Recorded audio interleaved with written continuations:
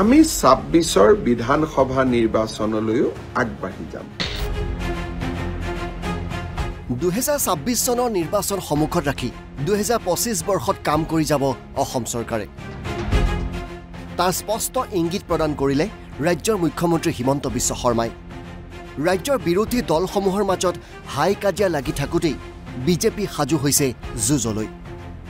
নৱবৰ্ষৰ প্ৰাকখনত মুখ্যমন্ত্ৰীগৰাকীয়ে ৰাজ্য সম্বোধি ৪টা নিৰ্বাচনৰ বাবে সাজু বুলি জনালে। ২০২৫ চনটো নিৰ্বাচনৰ বতৰ। এতিয়া আমি ২০২৫ চনৰ বাবে সাজু হ'ম। ২০২৫ চন ৰাজনৈতিক দৃষ্টিভংগীৰেও গুৰুত্বপূৰ্ণ হৈ থাকিব। বছৰটোৰ আৰম্ভণিতে পঞ্চায়তৰ নিৰ্বাচন, তাৰ পৰৱৰ্তী সময়ত স্বায়ত্তশাসিত পৰিষদসমূহৰ নিৰ্বাচন আৰু তাৰ পিছত বিটিআৰৰ নিৰ্বাচন। ২০২৫ চনৰ পাছত ২০২৬ৰ পৰিকল্পনা বিজেপিৰ। ২০২৬ৰ বিধানসভালৈ ২০২৪তে সাজু হৈছে মুখ্যমন্ত্ৰীগৰাকী। আৰু এই ধৰণে ২৫ চনৰ ৰাজনৈতিক ঘটনাৰাজিৰ মাজতেই আমি ২৬ৰ বিধানসভা নিৰ্বাচনলৈও আগবাঢ়ি যাম। স্বাভাৱিকভাৱে ২০২৫ চনটো আমাৰ বাবেও ফুল অফ একশ্যন বা আমাৰ বাবেও ব্যস্ততাপূৰ্ণ হ'ব। ৰাইজৰ মাজত এই বছৰটোত গৈ থকাৰ বাবে চেষ্টা কৰিম। এতিয়া ২০২৪ চনৰ বিদায় বেলা। ২০২৫ সোমোৱাৰ লগে লগে নিৰ্বাচনী বতাহে কোবাই যাব সমগ্ৰ অসমক। হিমন্ত বিশ্ব শৰ্মা চৰকাৰক ব্ৰহ্মপুত্ৰত দলিয়াই পেলাবলৈ সাজু হৈছে বিৰোধী বাহিনী।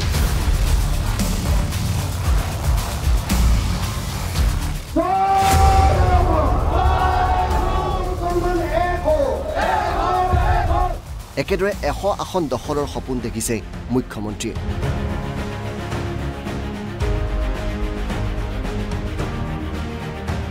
Bureau report NB news. আমি ২৬ৰ বিধানসভা নিৰ্বাচনলৈও আগবাঢ়ি যাম। ২০২৬ চনৰ নিৰ্বাচন সন্মুখত ৰাখি ২০২৫ বৰ্ষত কাম কৰি যাব অসম চৰকাৰে। তাৰ স্পষ্ট ইংগিত প্ৰদান কৰিলে ৰাজ্যৰ মুখ্যমন্ত্ৰী হিমন্ত বিশ্ব শৰ্মাই। ৰাজ্যৰ বিৰোধী দলসমূহৰ মাজত হাই কাজিয়া লাগি থাকোঁতেই বিজেপি সাজু হৈছে যুঁজলৈ। নৱবৰ্ষৰ প্ৰাকখনত মুখ্যমন্ত্ৰীগৰাকীয়ে ৰাজ্য সম্বোধি ৪টা নিৰ্বাচনৰ বাবে সাজু বুলি জনালে। ২০২৫ চনটো নিৰ্বাচনৰ বতৰ। এতিয়া আমি ২০২৫ চনৰ বাবে সাজু হ'ম।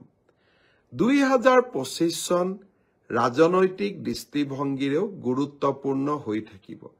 বছৰটোৰ আৰম্ভণিতে পঞ্চায়তৰ নিৰ্বাচন, তাৰ পৰৱৰ্তী সময়ত স্বায়ত্তশাসিত পৰিষদসমূহৰ নিৰ্বাচন আৰু তাৰ পিছত বিটিআৰৰ নিৰ্বাচন। ২০২৫ চনৰ পাছত ২০২৬ৰ পৰিকল্পনা বিজেপিৰ। ২০২৬ৰ বিধানসভালৈ ২০২৪তে সাজু হৈছে মুখ্যমন্ত্ৰীগৰাকী।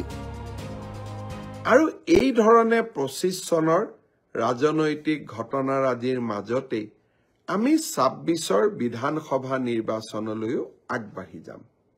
স্বাভাৱিকভাৱে ২০২৫ চনটো আমাৰ বাবেও ফুল অফ একশ্যন বা আমাৰ বাবেও ব্যস্ততাপূৰ্ণ হ'ব। ৰাইজৰ মাজত এই বছৰটোত গৈ থকাৰ বাবে চেষ্টা কৰিম। এতিয়া ২০২৪ চনৰ বিদায় বেলা।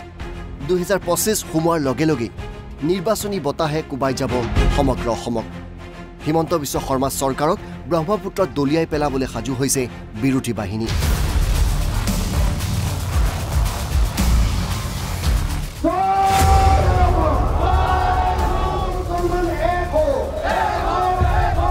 একেদৰে ১০০ আসন দখলৰ সপোন দেখিছে মুখ্যমন্ত্ৰীয়ে।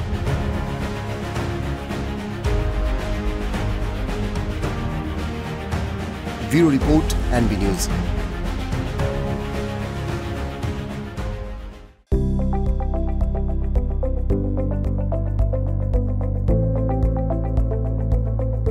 NB নিউজ, সহজ সৰল ভাষাত নৱভাৰতৰ কথা।